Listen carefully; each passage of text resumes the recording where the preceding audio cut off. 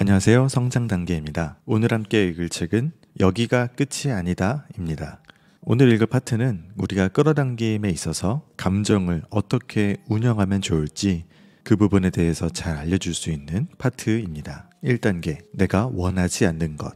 어느 날 내가 좋아하는 닐 다이아몬드의 음악을 들으면서 아무 생각 없이 고속도로를 달리고 있었다. 그때 뱃속에서 무엇인가 심각한 구멍이 뚫려 그리 부드럽지 않은 바람이 부는 것 같은 느낌이 들었다. 내 속 깊은 곳에서 나의 확장된 자아가 내 느낌에 집중하라는 분명한 신호를 보내고 있었다. 그러나 짚히는 것이 없었기에 무시하기로 했다. 그게 큰 실수였다. 내 생각이 헤매도록 내버려두면서 내가 느끼는 그 분명한 빨간 깃발에 주의를 기울이지 않은 것이다. 결국 오락가락하던 나의 생각은 마무리 단계에 있던 대출건 하나에 꽂혔다. 그 당시 나는 부동산 담보대출 회사를 차려서 집을 새로 사거나 집을 담보로 대출을 원하는 사람들을 대상으로 대출해주는 사업을 하고 있었는데 그때쯤 대출건 하나가 마무리 단계에 있었다. 그 젊은 부부의 대출을 마무리하려는 단계에서 해결할 자신이 없는 까다로운 문제가 생긴 것이다. 마무리 단계에서 그런 일이 생긴 것도 문제이지만 더 큰 문제는 이 부부가 이것을 통해 그들의 경제적 문제를 해결해야 하는 상황이었다. 그래서 나의 초점은 일어나지 않기를 바라는 것에 100% 집중되어 있었다. 그래서 도처에 펄럭이고 있는 부정적 감정이라는 빨간 깃발을 무시했던 것이다. 그 부정적 에너지 흐름의 결과는 바로 나타났다. 음악을 열심히 듣고 있는데 테이프가 꼬이기 시작했다. 3km쯤 더 갔을 때 4차로의 도로가 주간 공사 때문에 막히기 시작했다. 20분쯤 후에는 나보다 더 급한 아저씨가 내 차를 뒤에서 들이받았다. 또 10분쯤 후에는 남아있던 커피를 대출서류 원본에 쏟았다. 겨우 그 복잡한 곳을 빠져나와 전화를 걸었더니 대출이 거절되었다는 답이 왔다. 내가 에너지를 어떻게 흘려보내는지를 생각하면서 놀라지 않을 수 없었다. 어떤 일이 일어나는지, 내가 얼마나 어리석었는지를 알았고 당장 어떻게 해야 하는지를 알게 되었다. 무슨 일이 일어났는가? 그 일련의 사건의 원인은 무엇인가? 단지 우연히 그 불행한 상황이 이어진 것인가? 아니다.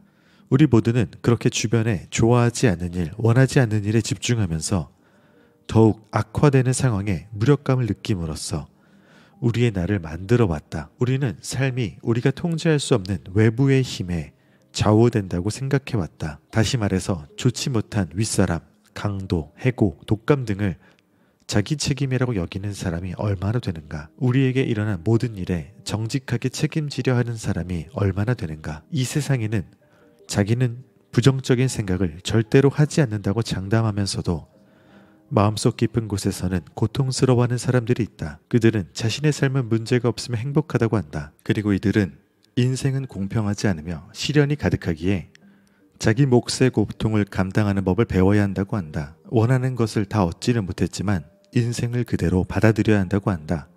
그리고 그들은 꽤 만족한다. 그들을 향해 나는 어리석은 소리라고 할 것이다. 우리는 부정적인 감정은 어떤 종류이든 조금이라도 흘려보내면서 행복할 수 없다. 부정적인 것이란 가벼운 짜증에서 정상적인 무감정, 영원한 두려움까지 모든 것을 포함한다. 그런 종류의 에너지가 흐르는 상태에서는 행복할 수가 없다. 두 가지 서로 다른 외적 결과를 활성화하는 두 가지 진동을 흘려보내기 때문이다. 우리는 부정적인 감정에 머물 필요가 없다. 일단 이 감정이 활동하는 것을 진정으로 보기 시작한다면 우리의 삶은 운이나 운명, 환경 등이 아니라 우리 자신의 에너지 흐름에 따라 결정된다는 명백한 증거를 무시하기 어렵게 된다. 수십 년 동안 무엇이 문제인가 질문하면서 우리가 좋아하지 않고 원하지 않으며 고치기를 원하지 않던 세계에 집중해왔다는 것을 생각하게 되면 그런 많은 시련을 당해왔다는 것이 당연하게 여겨지지 않을 것이다. 자신의 근원적 에너지와 그토록 단절되어 있으면서도 원하는 것을 무엇이든 얻을 수 있는 사람은 없다. 요점은 이것이다. 계속해서 환경의 희생자로 살아가면서 끝까지 모든 것, 모든 사람의 잘못된 것에 집중하면 결코 원하는 삶을 얻을 수 없다. 그렇게 되면 단 한 가지, 즉 우리가 간절히 바꾸기를 원하는 일만 계속될 뿐이다. 어떤 것을 창조하기 위한 레시피는 정말로 간단하다. 좋거나 나쁜 감정 혹은 긍정적이거나 부정적인 진동을 택한 다음 다양한 정도의 감정을 가공해 자력을 증가시킨다. 그러면 원하든 원하지 않든 우리가 끌어당긴 것이 오게 된다. 우리가 집중한 것과 그것에 진동하는 방식으로 우리가 얻는 것이다. 그러므로 우리 주변에 원하지 않는 것들을 해결하는 방법을 계속 찾아왔다면, 또는 원하지 않으면서도 그렇게 되도록 허용해 왔다면, 우리는 원하지 않는 것에 계속 집중하는 상태에 있었던 것이다. 그것도 오랫동안. 우리가 무엇에 집중하든 16초면 진동으로 이어진다. 사실이다. 단 16초면 좋든 나쁘든 긍정적이든 부정적이든 생각과 연결된다. 그 짧은 시간에 우리는 감정적으로 생각하고 있는 것과 동일한 주파수로 진동하기 시작한다. 이 말은 우리가 어떤 것을 계속하면 그것을 끌어당길 수 있게 된다는 것이다. 말할 것도 없이 우리는 반복되는 16초 동안 수많은 것을 생각하고 원하지 않는 것, 좋아하지 않는 것, 할 수 없는 것, 어떻게 할 줄 모르는 것, 참을 수 없는 것 등 수없이 많은 것을 걱정해왔다. 바로 그것이 우리 대부분이 계속 동일한 것을 끌어당기게 하는 것이다.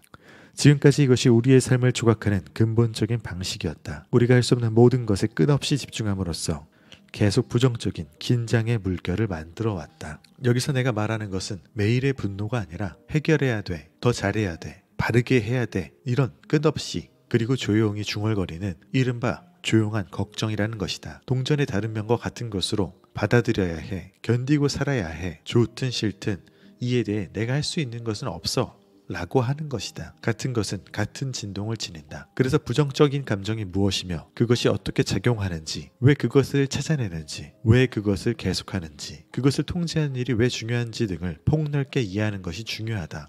그러므로 부정적인 것에 관한 이 장을 부정적으로 보지 말기 바란다. 이것은 우리가 가기 원하는 것으로 데려다주는 은밀한 요소이기 때문이다. 우리 삶에 있어 온 곳은 반드시 우리가 초점을 두었던 곳에서 온다. 그리고 우리의 초점 대부분은 오래된 신념, 우리 머릿속에 자리 잡고 있거나 어린 시절부터 맹목적으로 사실로 받아들인 그 냄새나는 옛 철학에서 온다. 우리가 사실이라고 여기는 것에 대한 오래된 사고방식, 솔직히 쓰레기통에 들어가야 할 사고방식이 전에도 지금도 우리를 가득 채우고 있다. 간단한 방법을 알면, 우리가 느끼는 방식에 집중하는 것을 알게 된다면, 오랫동안 우리를 속박해온 그 캐캐 묵은 것을 우리가 항상 완전히 정상이라고 생각했던 고된 삶을 극복하는 법을 습득할 수 있다. 부정적인 에너지가 나오는 곳은 단 한 곳, 즉 우리가 원하지 않는 것이다. 때로 우리는 이것을 죄책감이라고 한다. 믿기 어렵겠지만 우리가 일상적으로 하는 생각이나 그에 따른 감정의 대부분은 우리가 원하지 않는 것에 관한 것이다. 크든 작든 여기든 저기든 상관없다. 이런 종류의 생각은 끊임없고 대부분 자동적이며 계속해서 우리를 속박한다. 우리는 지각을 원하지 않는다. 우리는 궁핍이 계속되기를 원하지 않는다. 우리는 해고당하기를 원하지 않는다. 우리는 시험에 떨어지기를 원하지 않는다. 이런 것들은 단지 순간적으로 생각하는 것에 불과하므로 많은 감정이 나오지 않을 것이며 큰 해를 끼치지 않을 수도 있다. 그러나 별거 아닌 것처럼 보일 수도 있지만 절대로 그렇지 않다. 어떤 것 하나를 장시간 집중해보라. 그러면 자신도 알아채기 전에 눈앞에 나타나 있을 것이다. 더욱 나쁜 것은 우리가 종일 내뿜는 의식적, 무의식적으로 원하지 않는 것들이 결합된 힘은 진동의 결합체가 되어 우리의 세계를 만들어낸다. 예를 들어 과거의 그 진부한 집착인 만약, 만일 이것을 했더라면, 이런 것을 한번 생각해보자. 만약 다른 부모에게서 태어났더라면, 만약 그 사람과 결혼했더라면, 만약 뭐뭐 했더라면, 원하지 않는 것의 과거형이다. 나는 그런 부모를 원하지 않았다. 나는 그런 직장을 원하지 않았다. 나는 그런 결혼을 원하지 않았다 등등. 다음으로는 부정적인 욕구를 교묘하게 표현하는 것으로 이 또한 원하지 않는 것에 위장된 표현에 불과하다. 나는 병이 낫기 원해. 나는 빚에서 벗어나기 원해. 나는 체중을 줄이기 원해. 원하지 않는 것을 말하지 않는다 해서 부정적이 아니라고 생각할 수도 있다. 그러나 어디에 초점이 있는가? 삶에서 더는 원하지 않는 것을 정조준하고 있다. 그런데 우리가 집중하는 것을 얻게 된다. 그래서 이것들이 우리 삶에 오는 것이다. 당신의 진동에 16초 이상의 무엇을 포함시키면 좋든 싫든 그대로 받게 된다. 그러므로 당신이 원하지 않는 것을 이야기할 때는 그것이 당신의 일부, 당신의 일상적인 진동의 일부가 된다. 당신은 원하지 않는 것을 진동하게 되는 것이다. 원하지 않는 것은 거창한 것일 수도 사소한 것일 수도 있다. 어쨌든 우리는 부정적인 흐름을 흘려보내는데 그것은 즐거움과 조금이라도 가까운 것은 절대 끌어들이지 않는다. 그럴 수 없는 것이 그것이 전혀 다른 주파수를 지니고 있기 때문이다. 이러한 삶을 계속하면 우리가 진정 원하는 높은 에너지의 행복과는 동떨어진 삶에 머물게 된다. 이제 두 가지가 분명해진다. 원하지 않는 것을 오랫동안 생각하면 당신이 그것을 끌어들이게 되거나 아니면 그것이 당신을 끌어가게 된다. 원하지 않는 것을 감정을 가지고 생각하면 자동적으로 유사한 주파수를 지닌 부정적인 일을 끌어당기게 된다. 그러면 우리는 어떻게 해야 하는가? 이것을 어떻게 변화시켜야 하는가? 종이라는 생각과 말을, 행동을 어떻게 살필 수 있는가? 걱정하지 말라. 그리 어려운 일이 아니다. 우리가 해야 할 일은 단지 우리의 마술 요정인 감정으로 돌아가서 이런 종류의 에너지, 흐름을 어떻게 느끼는지 찾아내는 법을 익히고 언제 기분이 좋거나 나쁜지, 무감각해지는지, 진정으로 행복해하는지를 알아는 것이다. 이러한 감정을 다르게 보는 방법이 있다. 기쁨이 동반되지 않은 감정은 무엇이든 완전히 낡고 부정적인 것으로 무언가가 결여된 데에서 온다. 이것을 생각해보자. 우리가 가졌던 모든 부정적인 감정은 그것이 미약하든 잘 감추어져 있든 상관없이 우리가 진정으로 원하는 것이 없는 데에서 비롯된다. 이미 존재하는 모든 부정적인 감정은 결핍에서 온다. 그러므로 우리는 이것을 해결하기 위해 감사에 집중해야 한다. 우리는 감사해야 한다. 무슨 말이냐고 이상하게 들릴 줄 안다. 그러나 먼저 원하지 않는 것을 알지 않으면 어떻게 원하는 것을 알 수 있겠는가? 알 수 없다. 원하지 않는 것을 바탕으로 원하는 것을 알 수 있다. 우리가 느끼는 모든 부정적인 감정, 부정적인 경험, 부정적인 생각과 순간들은 모두 인생의 기회가 된다는 의미이다. 원하지 않는 것은 깨어나라는 요청이다. 숨어있던 데서 나와 참된 삶으로 나아가라는 요청이다. 그러므로 이제까지 가지고 있거나 지금도 가지고 있는 모든 부정적인 감정에 감사하라. 아무리 끔찍하고 많아도 상관없다.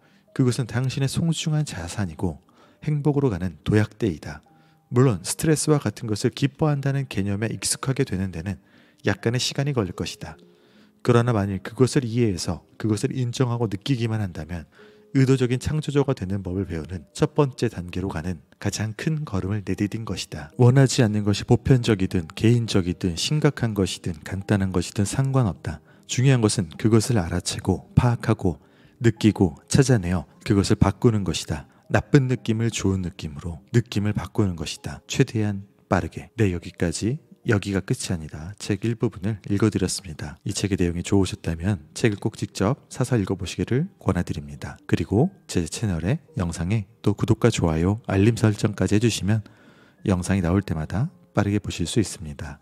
오늘 읽어드린 파트는 저자가 말하는 부정적인 감정에 대해서 집중적으로 한번 다뤄봤습니다. 부정적인 감정을 어떻게 해결해야 되는지는 이제 다음 챕터에서 계속 말하겠지만 그 전에 우리가 먼저 알아야 되는 우리의 상황과 우리의 현실, 그리고 우리가 정말 갖고 있는 감정에 대해서 우리가 피해야 되는 것이 무엇인지를 알려주었습니다. 여러 가지 끌어당김 책들과 또 심상화 책들에서 이 표현 방식 그리고 마인드셋 이런 것에 대해서 굉장히 심도 있게 이야기하는 이유들이 여기에 있다고 생각해 주시면 되는데요. 그 책들은 이제 감정에 대해서 크게 집중해서 설명하지 않지만 이 책은 유독 감정에 대해서 잘 말해주고 있어서 그 부분을 한번 잘 참고해서 들어주시면 좋겠습니다.